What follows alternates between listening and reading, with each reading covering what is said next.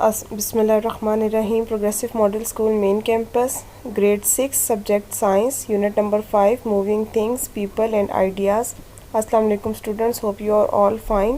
Please subscribe our progressive model school YouTube channel so you may get all stuff related to your course. Also check playlist according to your class. Thank you. Okay students, we are going to start our remaining portion of unit number 5, moving things, people and ideas. Today our topic is stationary objects. आज हम stationary objects के बारे में पढ़ेंगे। इससे previous lectures में मैंने आपको डिफरेंट मेजरमेंट्स के बारे में बताया था। ठीक है, आज का जो हमारा टॉपिक है वो बेसिकली मोशन से रिलेटेड है। इसमें हम मोशन और रेस्ट के बारे में पढ़ेंगे कि what is rest and what is motion. ठीक है जी, तो उसमें सबसे पहले जो हमारे पास टॉपिक आता है वो है स्टेशनरी ऑब्जेक्ट। स्टेशनरी ऑब्जेक्ट्स कौन सी होती हैं? The position of some objects are fixed on earth, such objects are called stationary objects. For example building, trees, roads etcetera. हमारी ज़मीन पर हमारे इर्द गिर्द बहुत सी ऐसी ऑब्जेक्ट्स हैं जो कि अपनी पोजीशन में फ़िक्स्ड हैं। ठीक है, they can't be able to move anywhere. ठीक है, तो जो हमारी ऐसी ऑब्जेक्ट्स जो कि अपनी पोजीशन को विद टाइम चेंज नहीं कर सकती, they remain at same place, तो हम ऐसी ऑब्जेक्ट्स को जो है वो स्टेशनरी ऑब्जेक्ट्स कहते हैं। ठीक है, जिसमें हमारे पास एग्जांपल्स आती हैं बिल्डिंग्स की। बिल्डिंग्स अपनी पोजीशन को एक जगह से दूसरी जगह चेंज नहीं कर सकती। ऐसा नहीं होता कि आप एक बिल्डिंग देखो एक प्लेस पर है और कुछ टाइम के बाद आप देखो तो वही बिल्डिंग आपको किसी दूसरे प्लेस पर नज़र आएगी। ठीक है, ऐसा नहीं होता, वो अपनी एक ही जगह कांस्टेंट है, वो अपनी पोजीशन चेंज नहीं कर सकती हैं। That's why we are called them stationary objects. ठीक है, तो ऐसी तमाम ऑब्जेक्ट्स हमारे इर्द की जितनी भी ऑब्जेक्ट्स ऐसी मौजूद हैं जो कि विद रिस्पेक्ट टू टाइम अपनी पोजीशन को चेंज नहीं कर सकती हैं, they remain at same place for ever, तो ऐसी जो ऑब्जेक्ट्स होती हैं वो स्टेशनरी ऑब्जेक्ट्स होती हैं, जिसमें हमारे पास बिल्डिंग्स भी आती हैं, ट्रीज़ भी आते हैं, रोड्स हैं, उसके अलावा हमारे पास इलेक्ट्रिक पोल्स हैं। ठीक है, वॉल्स हैं, आपके रूम की जो वॉल्स हैं, ठीक है, वो भी अपनी पोजीशन चेंज नहीं कर सकती, जहाँ पर हैं वो वहीं पे हमेशा कांस्टेंट रहेंगी। ठीक है, तो ये तमाम जो ऑब्जेक्ट्स हैं ये हमारे पास स्टेशनरी ऑब्जेक्ट्स में आती हैं। Now what is rest? Rest का आप रेस्ट आपका पता है कि रेस्ट एक ऐसा हमारे पास वर्ड है जिसका मतलब होता है कि आप एक जगह पर रहना। ठीक है, आपने आराम करना किसी जगह पर। आराम आप बेसिकली थोड़ी देर के लिए करते हो, नॉट फॉर एवर। आप ऐसा नहीं होता कि हमेशा एक जगह पर आराम करते रहें। ठीक है, तो अब रेस्ट की जो हमारे पास डेफिनेशन आती है, there are many objects around us which are movable like chairs, tables, beds, television etcetera. हमारे इर्द गिर्द बहुत सी ऐसी चीज़ें मौजूद हैं जो कि मूवेबल होती हैं, यानी कि they are able to change their position. ठीक है, चेयर्स भी नॉट बाय देमसेल्व्स, ठीक है, अब खुद ब खुद नहीं, लेकिन वो ऐसी चीज़ें होती हैं कि उनको चेंज किया जा सकता है, उनकी पोजीशंस को चेंज किया जा सकता है। तो ये तमाम जो हैं वो नॉन लिविंग थिंग्स हैं, खुद ये अपनी पोजीशन को चेंज नहीं कर सकते हैं, बट इनकी पोजीशन को चेंज किया जा सकता है। ठीक है, तो चेयर्स हैं, टेबल्स हैं, बेड्स हैं, टेलीविज़न है, इन सब चीज़ों की पोजीशन को with respect to time change किया जा सकता है। However the movable objects which do not change their position with time and remain at the same place with respect to stationary objects are said to be at rest. इस तरह ऐसी movable objects जो कि अपनी time के साथ भी अपनी पोजीशन को चेंज ना करें, ठीक है, हालांकि वो मूवेबल है बट वो अपनी पोजीशन को चेंज नहीं करती हैं, तो हम उन्हें कहते हैं कि these objects are at to be rest. ठीक है, मतलब ऐसी चीज़ें जो हैं वो रेस्ट की पोजीशन में चली जाती हैं। ठीक है, कि जो मूवेबल तो हैं, यानी जो हमने स्टेशनरी ऑब्जेक्ट्स में डेफिनेशन पढ़ी थी, वो जो उनमें वो ऑब्जेक्ट्स आते हैं जो मूवेबल नहीं है।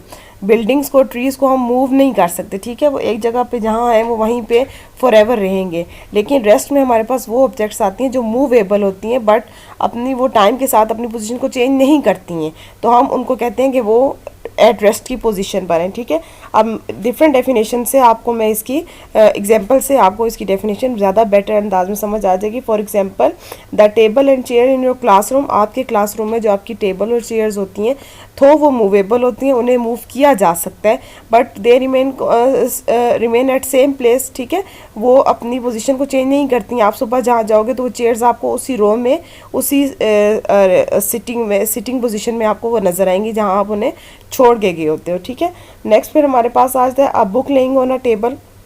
अगर आप बुक को अपने किसी टेबल के ऊपर रखोगे या आपने सेट किया होता है तो मोस्टली हम उनको चेंज नहीं करते, वो वहीं रहती हैं, ठीक है जी। फिर टेलीविज़न सेट, आपके रूम में जो टेलीविज़न होता है, ठीक है, उसकी पोजीशन भी हम बार बार चेंज नहीं करते हैं, तो वो मूवेबल है, लेकिन अपनी पोजीशन टाइम के साथ वो चेंज नहीं करती हैं, ठीक है जी। सीलिंग फैन है, फिर car standing in a car park, ठीक है। तो ये सब एग्जांपल हमारे पास वो हैं उन ऑब्जेक्ट्स के जो मूवेबल होती हैं, but they do not change their position with time and remain at the same place, ठीक है। वो टाइम टू टाइम, ऐसा नहीं होता कि हर सेकंड में वो अपनी पोजीशन को चेंज कर रही हैं, ठीक है। वो कुछ टाइम के लिए उसी पोजीशन में उसी जगह पर रहती हैं। तो ऐसी जो चीज़ें जो कुछ टाइम के लिए अपनी पोजीशन को चेंज नहीं करती हैं, वो उसी जगह पर कांस्टेंट रहती हैं, तो उनको हम कहते हैं कि ये रेस्ट की पोजीशन में है, ठीक है जी। ओके जी, नेक्स्ट हमारे पास जो है, अब वो जो नेक्स्ट टॉपिक है, ये बेसिकली हमारा डिफाइंड टॉपिक है इस चैप्टर का। इसमें हम पढ़ेंगे व्हाट इज़ मोशन, ठीक है। मोशन क्या होता है? Motion is defined as the change in the position of an object with time respect to stationary object. Motion को हम हमारे पास वो ऑब्जेक्ट्स जो स्टेशनरी ऑब्जेक्ट्स में जो अपनी पोजीशन को टाइम के साथ चेंज कर सकती हैं, ठीक है। यानी ऐसी ऑब्जेक्ट जो अपनी पोजीशन को टाइम टू टाइम चेंज कर सकते हैं, वो हमारे पास उसको हम मोशन कहते हैं, ठीक है। अपनी पोजीशन को चेंज कर लेना, उसको मोशन कहते हैं।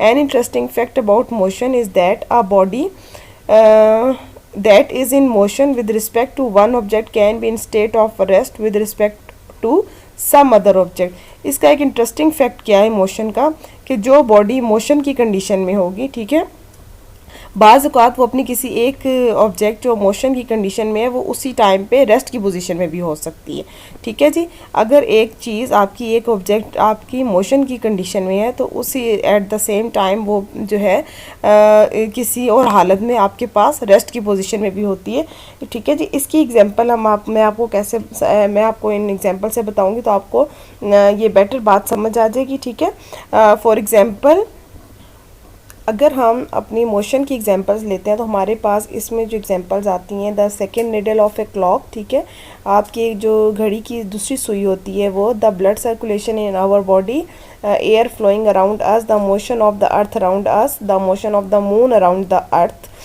ठीक है जी।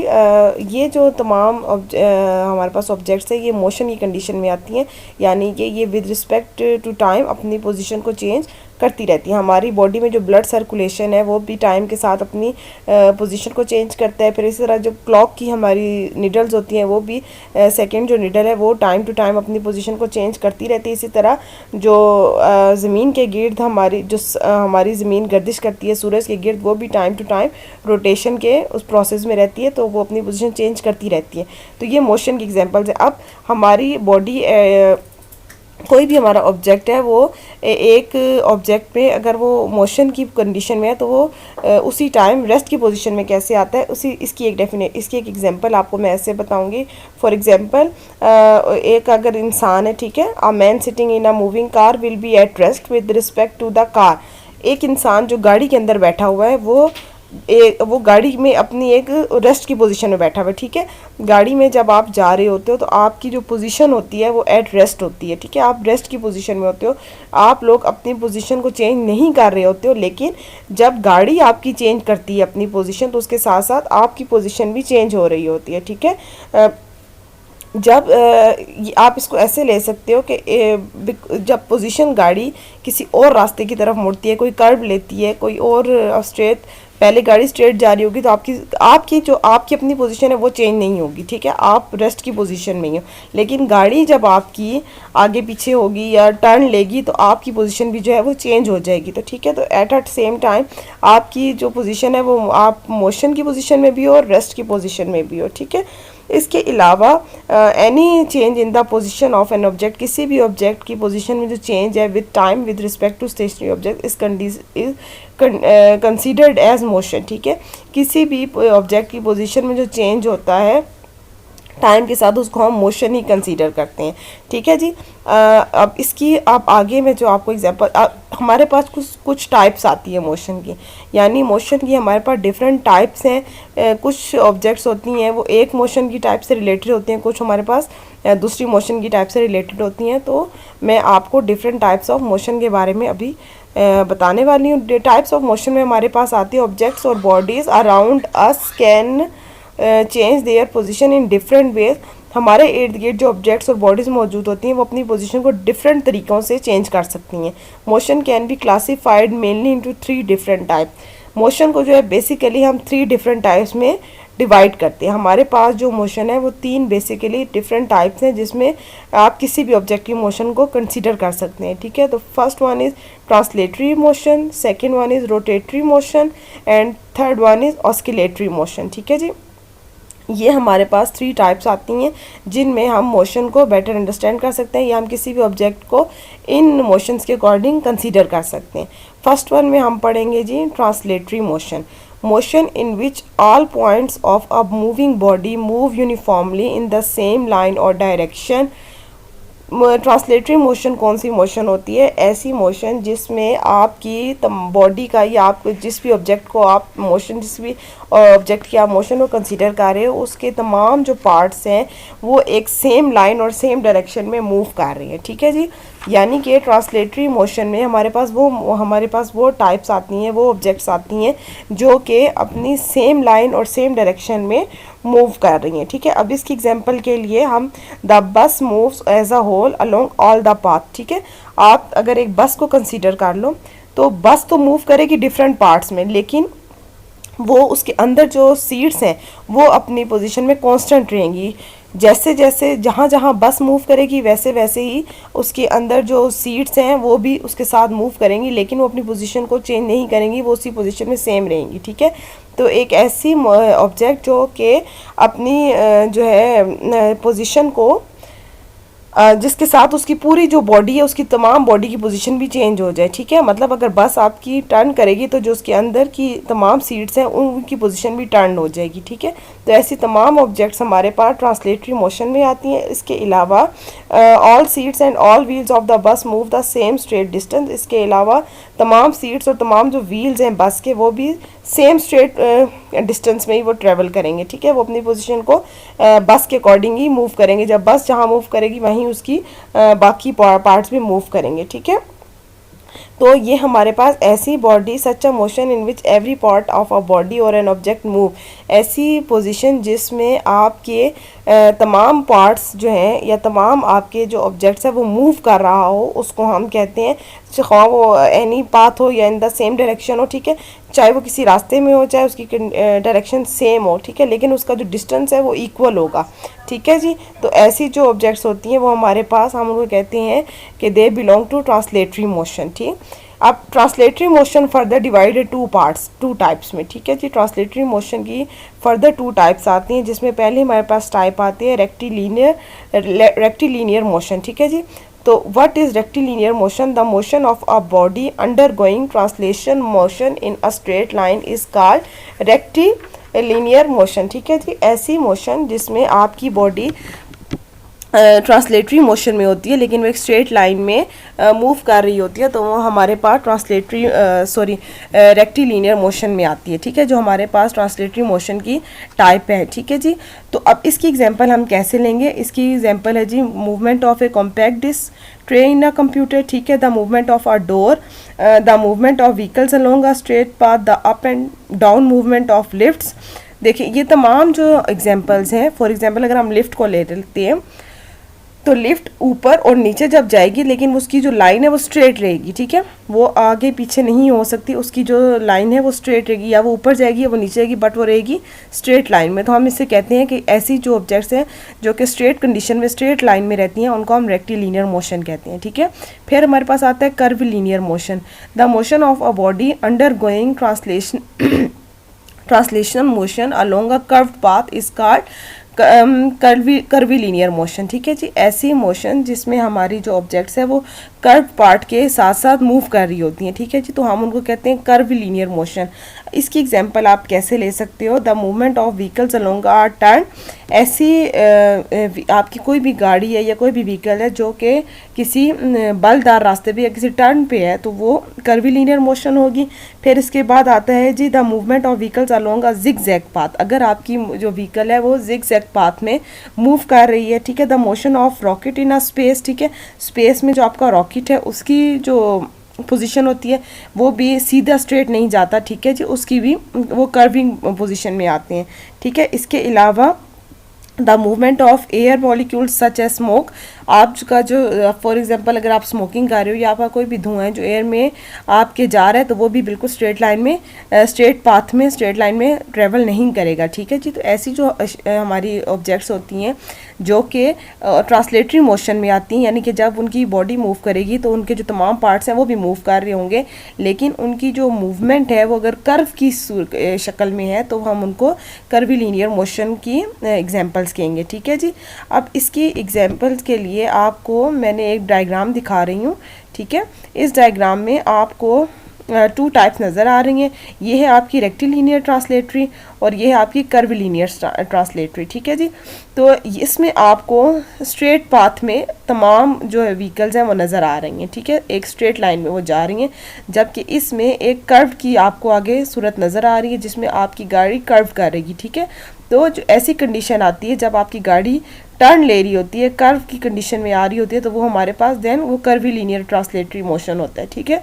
और जब आपकी गाड़ी या आपका कोई भी व्हीकल है स्ट्रेट लाइन में मूव कर रहा होता है तो वो हमारे पास रेक्टिलिनियर ट्रांसलेटरी मोशन में आता है, ठीक है। जब सेकेंड टाइप है हमारे पास जो मोशन की वो है रोटेटरी मोशन। रोटेट का मतलब होता है गर्दिश करना, मूव करना, ठीक है, रोटेट करना। Such a motion in which different parts of an object move around a central fixed point और exist in a circular path with different radii but the body as a whole does not move from one place to another is called rotatory motion. हमारी कोई भी ऐसी object, कोई भी ऐसी चीज़ जिसके different parts तो मूव कर रहे हों लेकिन उनका जो सेंट्रल पॉइंट होता है वो फिक्स्ड रहता है, ठीक है, यानी कि उसके जो सेंट्रल पॉइंट होता है उसमें कोई उसकी पोजीशन में चेंज नहीं होता, बट जो उसके बाकी पार्ट्स होते हैं वो अपनी पोजीशन को चेंज कर रहे होते हैं। तो ऐसी ऑब्जेक्ट्स हमारे पास रोटेटरी मोशन में आती हैं। इसकी सबसे बेस्ट जो हमारे पास एग्जाम्पल है वो फ़ैन की आती है।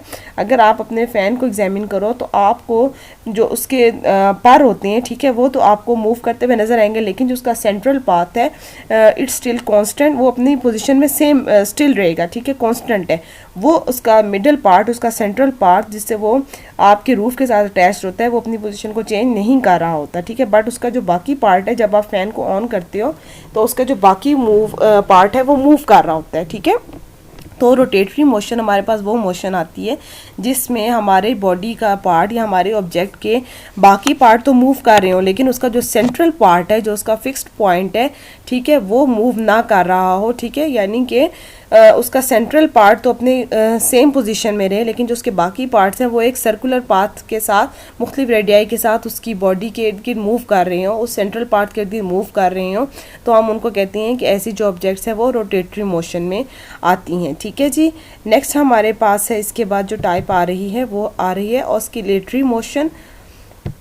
The motion in which a body moves back and forth about its mean position is called an oscillatory motion, ठीक है जी। oscillatory motion में हमारे पास एक वो मोशन आती है, वो ऑब्जेक्ट आती हैं जो कि बैक और फोर्थ पे मूव कर सकते हैं, ठीक है, अप एंड डाउन हो सकते हैं, बैक फोर्थ पे वो मूव कर सकते हैं। तो ऐसी जो ऑब्जेक्ट्स होती हैं हमारे पास उनकी मोशन को हम कहते हैं वो ऑस्किलेटरी मोशन है। इसकी बेस्ट एग्जांपल आपके पास स्विंग्स को अगर आप ले लो, ठीक है, आप पार्क में जाते हो, आप स्विंग्स को ले लो तो आप देखोगे कि आप फॉर एग्जांपल अगर हमारे पास ये स्विंग है, ठीक है, तो आप देखो कि ये पीछे की तरफ भी जाता है फिर आगे की तरफ भी आता है, ठीक है, ये बैक और फोर्थ दोनों मोशन दोनों पोजीशंस में आ सकता है, ठीक है जी। तो इसी तरह ये अप और डाउन भी होता है। इस तरह कोई भी स्विंग है वो आपके पास ऑस्किलेटरी मोशन की एग्जांपल में आता है क्योंकि वो आगे पीछे मूव कर सकते हैं, ठीक है। वो किसी भी अपनी जो पोजीशन है, कभी वो पीछे जाता है, कभी वो आगे आता है। तो ऐसी जो एग्जांपल्स होती हैं वो हमारे पास ऑस्किलेटरी मोशन में आती हैं, ऐसी तमाम ऑब्जेक्ट्स, ठीक है। इसके अलावा हमारे पास हम कुछ और एग्जांपल्स भी ले सकते हैं। For example the movement of our hands while walking, जब हम चल रहे होते हैं तो उस दौरान हमारे जो बाजू होते हैं, हमारे जो हाथ होते हैं, वो बाजू का एक हाथ आगे पीछे की तरफ मूव कर रहा होता है, ठीक है। जब हम चलते हैं तो हमारे हाथ आगे पीछे मूव कर रहे होते हैं। The left right movement of a hand held fan, हम जब कोई हैंड हेल्ड फैन हमारे पास होता है जो कि हम हाथ से पंखे की हवा अगर ले रहे होते हैं, जैसे हमारे पास छोटे छोटे फैंस होते हैं तो वो भी लेफ्ट और राइट हो रहे होते हैं, ठीक है। The movement of the branches of a tree, इसी तरह जो ट्रीज़ की ब्रांचेस होती हैं वो भी बैक और फोर्थ पोजीशन में जाती हैं, ठीक है। तो ये तमाम एग्जांपल्स हमारे पास जो हैं स्विंग्स की मैंने आपको पहले एग्जांपल बता दी, ठीक। उसके अलावा आपके अपने हाथों की एग्जांपल है, ठीक है। ट्रीज़ की ब्रांचेस की एग्जांपल है। ये तमाम जो अशिया है ये हमारे पास ऑस्किलेटरी मोशन में आती हैं, ठीक है। यानी कि वो ऑब्जेक्ट्स हैं जिनकी जो बॉडी है वो बैकवर्ड और फोर्थवर्ड मूव कर सकती है, ठीक है जी। यानी कि वो अपनी पोजीशन को आगे पीछे ऊपर नीचे वो पोजीशन को चेंज कर सकती है, ठीक है जी। तो वो हमारे पास ऑस्किलेटरी मोशन में आती है। देन जी हमारे पास लास्ट में आता है पीरियोडिक मोशन, ठीक है। पीरियड का मतलब होता है टाइम, ठीक है। तो इसमें in some kind of motion the object repeats its motion after a fix interval of time, such motion is called periodic motion. अच्छा जी, ऐसी मोशन जो कि एक फिक्स्ड इंटरवल के बाद, फिक्स्ड टाइम के गैप के बाद अपनी मोशन को दोबारा रिपीट करती है, तो वो हमारे पास पीरियोडिक मोशन में आता है, ठीक है जी। इसकी बहुत हमारे पास जो अच्छी एग्जांपल है वो हमारे पास हमारी अर्थ की है कि the motion of moon around the earth is a periodic motion with a time period, ठीक है, 27.3 डेज। हमारी जो ज़मीन की गर्दिश है या हमारे जो चाँद की गर्दिश है हमारे ज़मीन के इर्द गिर्द, वो उसका एक वो ख़ास टाइम पीरियड होता है, ठीक है। 27.3 डेज़ के बाद वो अपनी जो चाँद है वो ज़मीन के इर्द गिर्द अपनी रोटेशन को दोबारा स्टार्ट करता है, ठीक है। तो हम उसको कहते हैं कि वो हमारे पास ये जो मून है ये हमारे पास पीरियोडिक मोशन की एग्जांपल है, ठीक है जी। क्योंकि वो हम एक ख़ास टाइम पीरियड के बाद, एक ख़ास टाइम के गैप के बाद, जो फिक्स टाइम होता है उस टाइम के गैप के बाद वो अपनी रोटेशन को दोबारा स्टार्ट कर देता है। तो कोई भी ऐसी ऑब्जेक्ट जो कि अपनी मोशन को फिक्स टाइम इंटरवल के बाद दोबारा से स्टार्ट कर दे, दोबारा से रिपीट कर दे, तो वो हमारे पास पीरियोडिक मोशन में आती है। उसके अलावा the rotation of the earth around the sun, ज़मीन की जो गर्दिश है सूरज के इर्द गिर्द, वो भी हमारे पास पीरियोडिक मोशन में आती है, क्योंकि वो भी एक ख़ास पीरियड के बाद, ख़ास इंटरवल के बाद दोबारा से रोटेशन क्या मूव करती रहती है, ठीक है जी। इसी तरह हमारे पास मैंने आपको सन की, मून की एग्जांपल दे दी। फिर हार्ट बीट आती है। आपकी जो हार्ट बीट है वो भी एक ख़ास टाइम के बाद दोबारा से रिपीट होती है।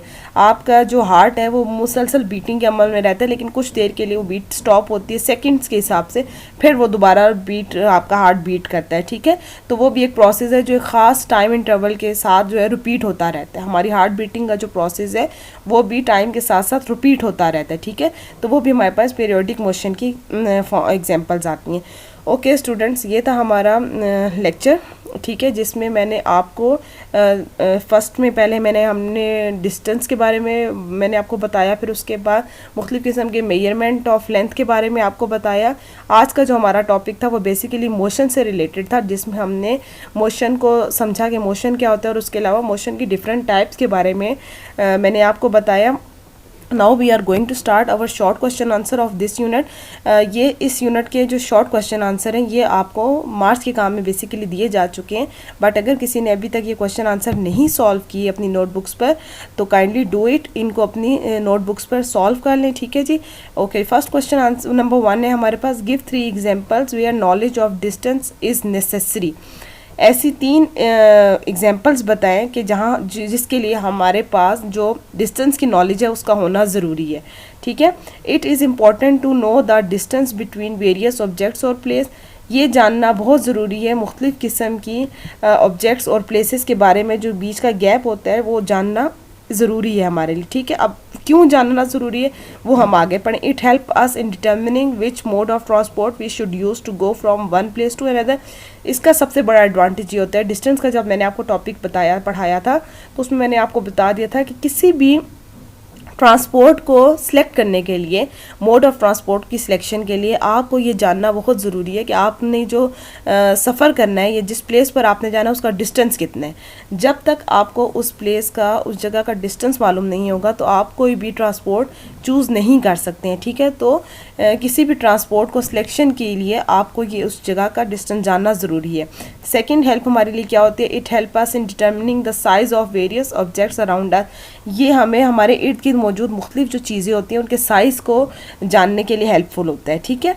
It help us in determining the time taken to travel to many places. इसके अलावा जब हमें मुख्तलिफ प्लेसेस के दरमियान डिस्टेंस मालूम होगा तो हम उससे फिर अपने टाइम इन ट्रेवल का भी अंदाज़ा लगा सकते हैं, यानी कि हमें पता चल जाएगा कि हमें कितना टाइम रिक्वायर्ड है ट्रैवलिंग के लिए from going one place to another. किसी एक जगह से दूसरी जगह जाने के लिए हमें कितना टाइम लग जाएगा, ठीक है।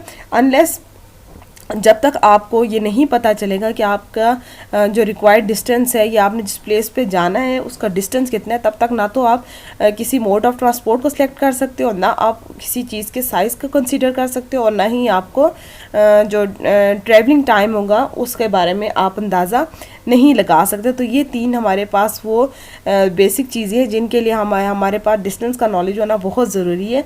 Without knowing the distance, knowledge of distance, we are unable to move from one place to another from any easy selection of transport, ठीक है।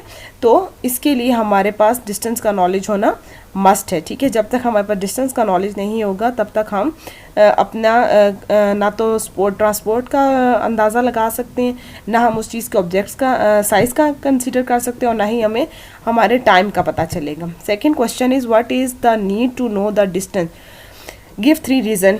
ये इस चीज़ की ज़रूरत हमें क्यों है कि हम डिस्टेंस को जानें, ठीक है। उसके भी 3 रीज़न्स आपने बताने हैं। You may need to know how tall you are to choose clothes of your size from market. आपको अगर अपने मार्केट से अपने लिए ड्रेस लेना है, ठीक है, या फॉर एग्जांपल आपने अपने लिए कोई चीज़ लेनी है, कोई ड्रेस आप ड्रेस लेना है, कोई शूज़ लेने हैं, तो उसके लिए आपको अपने साइज़ का पता होना ज़रूरी है, ठीक है। और साइज़ का पता होने के लिए आपकी मेजरमेंट होगी, तो उसी से आपको पता चलेगा कि आपकी कितनी लेंथ है या कितनी हाइट है, कितनी विड्थ है, उसके अकॉर्डिंग आप अपने क्लॉथ की सिलेक्शन कर सकते हैं। One need to know the length and breadth of a room to make a bed of an appropriate size. फिर किसी भी इंसान को अगर अपने रूम के लिए बेड की सिलेक्शन करनी है, बेड के साइज़ को लेना है, तो वो उसके लिए उसको रूम की लेंथ और ब्रेथ का पता होना चाहिए। जब तक उसे अपनी रूम की लेंथ और ब्रेथ का नहीं पता होगा तब तक वो बेड की सिलेक्शन नहीं कर सकता। Number 3, tailors need to know the length of cloths given to them to make shirt and pant. इसी तरह टेलर्स को अगर आप अपने कोई कपड़े स्टिच करने के लिए देते हो तो उनको भी आपके कपड़ों की जो लेंथ है उसकी मेजरमेंट की ज़रूरत पड़ती है, ठीक है। जब तक कि वो आपके कपड़ों की मेजरमेंट नहीं करेगा तब तक वो आपकी नए ड्रेस को स्टिच नहीं कर सकता, ठीक है जी। तो ये 3 चीज़ें होती हैं जो कि हमें ज़रूरत पड़ती है, जिनके लिए हमें डिस्टेंस का या हमें जो मेजरमेंट्स हैं उनको जानना ज़रूरी होता है, ठीक है। बेसिकली यहाँ पे हम ये भी कह सकते हैं what is the need to know the distance, और हम इसको मेजरमेंट भी कह सकते हैं, ठीक है।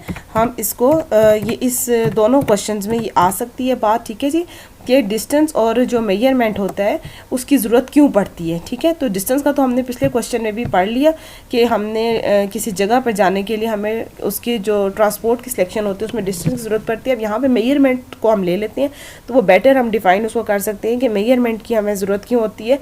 अपने कपड़ों की सिलेक्शन में के लिए हमें अपने साइज़ का पता होना चाहिए। फिर अगर हमने अपने रूम में कोई बेड सेट लेना है तो उसके लिए हमें अपने रूम की लेंथ का पता होना चाहिए। अपना कोई नया सूट अगर हमने स्टिच करवाना है तो उसके लिए जो टेलर है उसको हमारे साइज़ का पता होगा, तो फिर वो हमारे साइज़ के अकॉर्डिंग हमारा ड्रेस स्टिच कर सकते हैं। Question number 3 is give a list of quantities that need to be measured in everyday life. उन चीज़ों की क्वांटिटी की लिस्ट बताएं जो हम डेली लाइफ में मेजर करते हैं। लेंथ है, मास है, टाइम है, टेम्परेचर है, electric current, amount of substances, intensity, ठीक है जी। ये हमारे पास वो ऑब्जेक्ट्स है जो डेली रूटीन लाइफ में जिनके हम क्वांटिटीज़ को मेजर करते हैं, जिन चीज़ों में हम अपनी क्वांटिटीज़ को मेजर कर सकते हैं, ठीक है जी। Why can not hand span be used as standard unit of length measurement. Hand span का जो हमारे पास टूल है किसी भी मेजरमेंट प्रोसेस में, वो क्यों इतना इंटरनेशनली लेवल पर या स्टैंडर्ड यूनिट के लेंथ में उसको क्यों नहीं कंसीडर किया जाता। तो इसकी मैंने आपको पहले भी बता दिया था, hand span is not used as a measurement of length because hand span is not a standard value. The hand span is different from different for different person, it change from person to person. क्योंकि इसका जो होता है ये ज़्यादा accurate नहीं होता, ठीक है जी। इसकी जो मेजरमेंट होती है वो बहुत एक्यूरेट नहीं होती है, उसकी आप उसमें गलती का चांस होता है और फिर वो पर्सन टू पर्सन चेंज होती है, ठीक है। आप जिस अगर एडल्ट्स का होगा तो उसका हैंड स्पैन का साइज़ और होगा, फिर जो छोटा इंसान होगा अगर आप बचपन में हो तो आपका हैंड का जो साइज़ है वो और होगा, ठीक है। तो इसलिए वो मेजरमेंट इतनी ज़्यादा स्टैंडर्ड यूनिट मेजरमेंट में नहीं कंसिडर होती। ओके जी, what is measurement, what is the need of correct measurement. Measurement क्या होती है और इसकी हमें ज़रूरत, करेक्ट मेजरमेंट की हमें ज़रूरत क्यों होती है। Measurement is the scientific method to determine the value of a quantity, ठीक है जी। किसी भी ऐसा साइंटिफिक मेथड जो किसी भी क्वांटिटी को डिटरमिन, क्वांटिटी की वैल्यू को डिटरमाइन करने के लिए हम यूज़ करते हैं, उसको हम मेजरमेंट कहते हैं, ठीक है जी। और करेक्ट मेजरमेंट की ज़रूरत हमें क्यों होती है, ताकि हम उसको अच्छे तरीके से हमारे पास उसका अंदाज़ा आ जाए कि हमारे पास जिस ऑब्जेक्ट या मेजरमेंट ले रहे हैं वो कितनी है, ठीक है जी। Question number 6 is distinguish between rectilinear and curvilinear motion. अभी मैंने इसके बारे में आपको काफ़ी डिटेल में बताया है, रेक्टिलिनियर मोशन और कर्विलिनियर मोशन के बारे में, ठीक है जी। देन हमारे पास है लॉन्ग क्वेश्चन। लॉन्ग क्वेश्चन में हमारे पास जो पहला क्वेश्चन आता है, आई थिंक हमारे पास एक ही लॉन्ग क्वेश्चन आ रहा है, describe the various types of motion with example. आपने डिफरेंट जो टाइप्स हैं मोशन की उसके बारे में डिटेल में बताना है। अभी तीनों जो हमारे पास मोशन की टाइप्स हैं इनके बारे में मैंने अभी आपको काफ़ी डिटेल में सारा कुछ समझा दिया। ये एज इट इज़ आपका वही आंसर है, ठीक है जी, जिसमें ट्रांसलेटरी मोशन आती है, उसकी एग्जांपल्स हैं। फिर उसके बाद हमारे पास जो है आ रही है रोटेटरी मोशन, फिर हमारे पास है ऑस्किलेटरी और वाइब्रेटरी मोशन, ठीक है जी। तो हमारे पास रोटेटरी मोशन में भी मैंने अभी आपको खासी डिटेल में समझा दिया, ऑस्किलेटरी मोशन में भी आपको मैंने बता दिए, ठीक है जी। तो ये आपका लॉन्ग क्वेश्चन है एक, और बाकी आपके प्रीवियस तमाम शॉर्ट क्वेश्चन आंसर हैं, ठीक है जी। होपफुली आपको आज का लेक्चर बहुत अच्छे से समझ आ गया होगा। अगर आपने अभी तक ये क्वेश्चन आंसर नहीं किए तो काइंडली इनको अपनी नोटबुक्स पर अटैम्प्ट कर लें। Best of luck. ओके जी, थैंक यू।